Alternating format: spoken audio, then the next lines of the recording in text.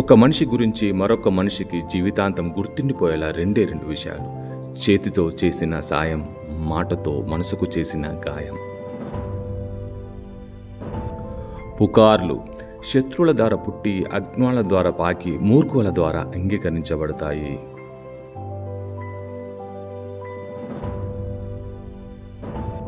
ఎవరూ చూడలేదు అని తప్పు చేయకు, అందరూ చూస్తారు అని అప్పు చేయకు. జీవితంలో రెండు పెద్ద ముప్పు నీకు.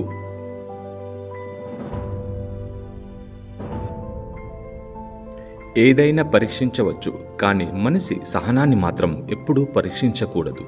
అది విలువైన బంధాలను దూరం చేస్తుంది. శాంతంగా ఉన్నవారే జీవితంలో ఏదైనా సాధించగలరు.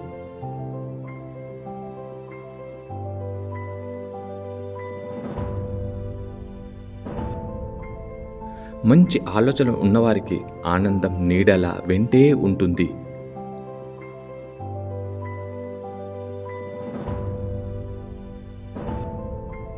పైకి కనిపించినంత అందంగా ఏ ఒక్కరి జీవితాలు ఉండవు. కొందరు నటిస్తారు, మరికొందరు నెట్టుకొస్తారు. పుట్టుకతో వచ్చిన గుడ్డితనాన్ని కూడా నయం చేయవచ్చు, కానీ అహంకారంతో కళ్ళుగా మూసుకుపోయే వారిని ఎవరూ బాగు చేయలేరు.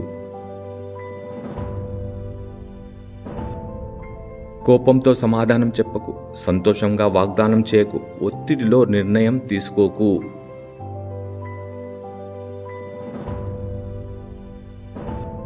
కోపంతో వచ్చే ఒక్క క్షణాన్ని అదుపులోకి తెచ్చుకోగలిగితే బాధపడే 1000 క్షణాలను తప్పించుకోవచ్చు.